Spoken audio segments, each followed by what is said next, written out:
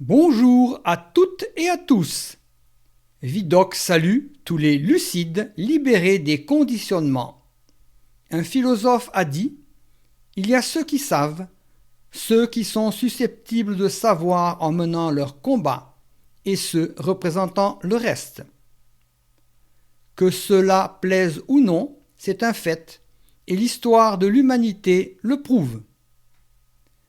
Comme l'a dit ce même philosophe, l'être humain ne bouge pas tant que rien ne l'y oblige, d'où l'incurable égoïsme et les visées à court terme. Petit moujon, dormez bien. Mais avant d'entamer ce post-it, l'introduction habituelle s'impose. Ami, entends-tu le vol noir des corbeaux sur nos plaines? Ami, entends-tu les cris sourds du pays qu'on enchaîne?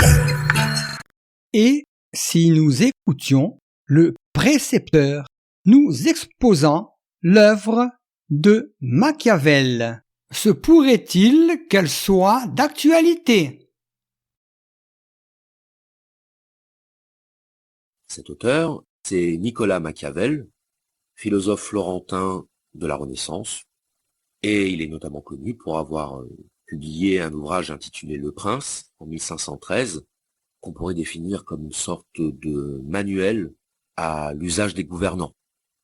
La philosophie de Machiavel, c'est une philosophie essentiellement politique. Alors, il y a cette idée que, parfois, dans certains cas de figure, le mal peut être un instrument pour gouverner le peuple. Le mal peut être utilisé pour conserver le pouvoir.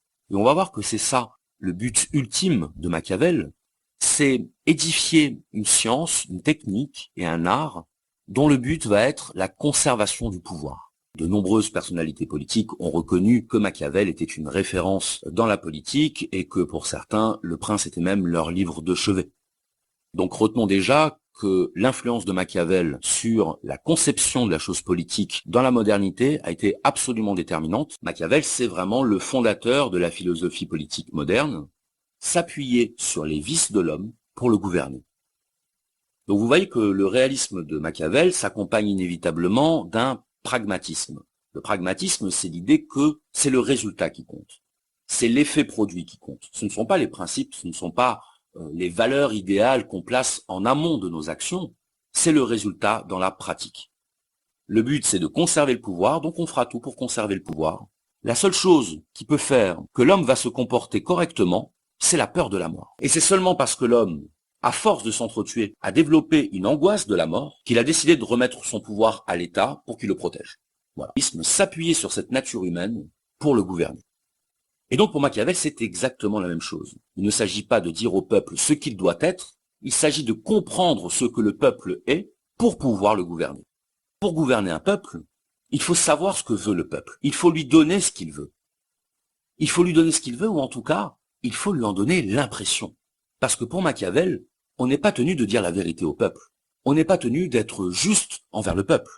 Pour Machiavel, on est tenu de garder le pouvoir. Selon Machiavel, l'être humain réagit d'abord aux apparences. Il ne réagit pas à la réalité, l'être humain. Il ne réagit pas de manière rationnelle. Il réagit à l'affect. Il réagit aux sentiments. Il réagit aux apparences. Donc le bon gouvernant n'est pas celui qui va donner au peuple ce qu'il veut. Le bon gouvernant est celui qui va réussir à faire croire au peuple qu'il lui donne ce qu'il veut. Le bon gouvernant, c'est un illusionniste. Le bon gouvernant, c'est celui qui maîtrise l'art des apparences. Parce que ce sont les apparences qui ont un impact sur nous, parce que nous réagissons d'abord aux apparences, nous réagissons d'abord aux impressions. La plupart de nos opinions sont construites sur des apparences, sont construites sur des faux semblants, sont construites sur des illusions. Et quel est le matériau du gouvernement, sinon l'opinion? Quel meilleur moyen de contrôler un peuple que de s'appuyer sur ses opinions? L'opinion du peuple, c'est la donnée fondamentale à partir de laquelle les gouvernants vont pouvoir organiser la domination du peuple. Et d'ailleurs, ce n'est pas un hasard si Machiavel s'est beaucoup intéressé à la psychologie humaine, si l'être humain fonctionne aux émotions et aux sentiments. À ce moment-là, il n'y a pas besoin de donner au peuple ce qu'il veut. Il y a simplement besoin de lui faire croire qu'on lui donne ce qu'il veut, de lui faire croire qu'on est juste, de lui faire croire qu'on veut son bien. Il n'y a pas besoin d'agir effectivement dans le sens de l'intérêt du peuple, il y a simplement besoin que le peuple soit persuadé que le gouvernant agit selon ses intérêts. Parce que son but, ce n'est pas de guider le peuple vers le bien, son but c'est de le gouverner. Alors c'est là qu'on en arrive aux deux principaux leviers que Machiavel va identifier pour réussir à se faire obéir du peuple. Le premier levier, c'est celui de la sympathie. Le deuxième levier, c'est celui de la crainte. Donc on retrouve là les ressorts habituels du comportement humain, c'est-à-dire l'amour et la peur. Donc la sympathie, c'est-à-dire aimer le peuple et en être aimé, ou plus exactement, vous l'aurez compris, lui donner l'impression qu'on l'aime pour en être aimé, mais également être craint par le peuple, et d'ailleurs Machiavel précise bien que des deux leviers, l'amour et la peur, c'est la peur qui est le plus solide. Être craint, c'est plus efficace qu'être aimé, parce qu'il n'y a rien de plus puissant en l'homme que la peur de la mort. Et face à la peur de la mort, il n'y a plus aucun amour qui tient. Donc puisque les êtres humains ont peur de la mort, il faut savoir jouer sur leur peur pour pouvoir les conformer, pour pouvoir les rendre dociles et obéissants. Parce que vous trouverez beaucoup de personnes qui accepteront de faire quelque chose par amour, mais vous en trouverez encore plus qui accepteront de faire la même chose par crainte.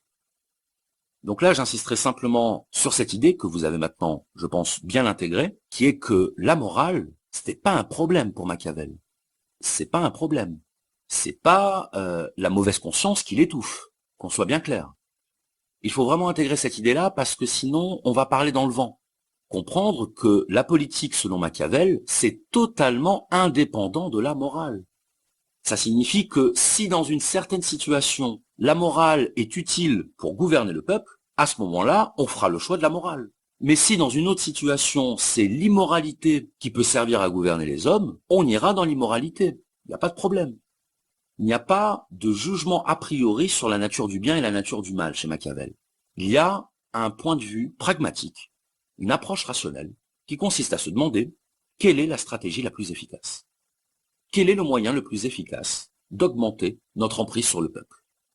C'est ça la seule question. Il n'y en a pas d'autre. Et c'est pour ça qu'on parle d'un réalisme politique et d'un pragmatisme politique, parce qu'on a totalement évacué la notion même de transcendance. Il n'y a plus de transcendance dans l'état de Machiavel. Il n'y a plus de transcendance parce qu'il n'y a plus d'échelle de valeur. Il n'y a plus d'idée du bien. Donc s'il n'y a pas de bien, il n'y a pas de mal. Et s'il n'y a ni bien ni mal, il n'y a aucun obstacle. Il n'y a aucun empêchement à l'action du gouvernant. Il n'y a aucune contrainte, si ce n'est celle de l'efficacité, si ce n'est celle du résultat qu'on souhaite obtenir. C'est ça le critère de l'action politique chez Machiavel. C'est l'efficacité. L'efficacité en termes de conservation et de consolidation du pouvoir. Bon, avec Machiavel, c'est pas la quantité de bonheur qui compte, c'est la quantité de pouvoir. Tout simplement. Donc on ne conseille pas au gouvernant de faire le mal pour faire le mal. On conseille au gouvernant de faire le mal quand ça peut avoir un résultat positif sur la consolidation de son pouvoir. Il y a des moyens pour atteindre un but qui est conservation et consolidation du pouvoir. Voilà, donc on a un texte totalement explicite sur le pragmatisme politique de Machiavel, sur l'absence de référence à une entité morale ou à une autorité divine. C'est l'exposé absolument clair de l'opportunisme moral dont le gouvernant doit devenir un maître s'il veut conserver son pouvoir. Intéressé pour conclure cette vidéo sur cette question très simple, est-ce que finalement, en voulant disqualifier toutes les valeurs morales, toutes les valeurs transcendantes, est-ce que Machiavel n'a pas simplement opéré un transfert de sacralité? Est-ce que le sacré n'est pas passé de la morale à l'État, de la morale à la politique? Est-ce qu'au final, cette raison d'État n'a pas supplanté par anticipation la raison morale de Kant au XVIIIe siècle? Et si c'est le cas, ça pose une autre question qui est de savoir, est-ce que la raison d'État est compatible avec la raison du peuple? Est-ce que la raison du pouvoir peut s'articuler à la raison citoyenne? Ça, c'est une vraie question. C'est une vraie question sur laquelle on aura tous une opinion. Mais l'avantage dans cette histoire, c'est que, en produisant ce petit manuel à l'usage des gouvernants, Machiavel a simultanément produit un manuel de compréhension des gouvernants. Un manuel à la disposition des citoyens pour comprendre comment les gouvernants nous dirigent. Peut-être que, sans même le vouloir, Machiavel a fait la même chose que la Boétie lorsqu'il écrivait son traité sur la servitude volontaire, c'est-à-dire nous donner les outils de compréhension et d'action qui nous permettraient de nous émanciper. D'une certaine manière, est-ce que Machiavel n'a pas offert aux citoyens le cadeau de la prise de conscience de soi? Est-ce qu'il ne nous a pas offert le moyen de comprendre ce que nous représentons pour nos dirigeants? Est-ce que, pour reprendre l'idée hegelienne, nos gouvernants ne tireraient pas leur pouvoir des gouvernés? Est-ce que les gouvernants existeraient encore sans les gouverner pour leur obéir? C'est une question à laquelle je vous laisserai bien entendu répondre pour vous-même. Est-il nécessaire de le dire? Mais surtout, il ne faut pas en rester là. Ne baissons pas les bras et réagissons. Et nous